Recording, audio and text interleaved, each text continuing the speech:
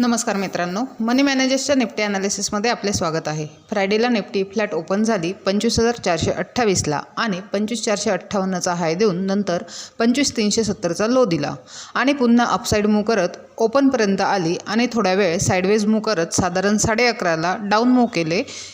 25,370 break करून 25,331चा low दिला। त्यानंतर पुन्हा अपवर्ड मूव्ह साईडवेज मूव्हमेंट घेत साधारण 2:30 वाजता अपसाईडला 25,425चा ब्रेकआउट देऊन 25,470चा हाय दिला आणि 25,460ला क्लोज झाली।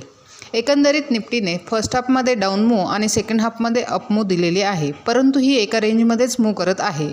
अपसाईडला 25,460 आणि डाऊन साईडला 25,330।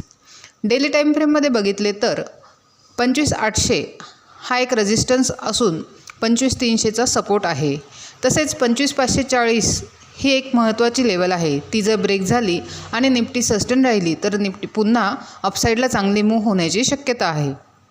30 मिनिट टाईम फ्रेममध्ये बघितले तर निफ्टी एका चॅनलमध्ये मूव्ह करत आहे।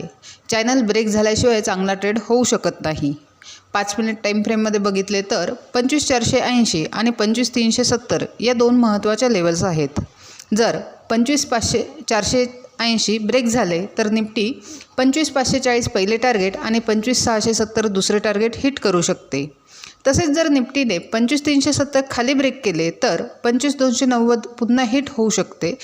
तसेच 25,290 हा एक चांगला सपोर्ट आहे, तोही जर ब्रेक झाला तर निफ्टी 25,200 पर्यंत देखील जाण्याची शक्यता आहे। ओव्हरऑल मार्केट पॉझिटिव्ह असले तरी मुवमेंट स्लो असल्याने ट्रेड करताना हा प्राइस ॲक्शननुसार आणि काळजीपूर्वक करावा। अशाच निफ्टीच्या ॲनालिसिससाठी चॅनल सबस्क्राईब करा, तसेच व्हिडिओ लाईक आणि शेअर करा।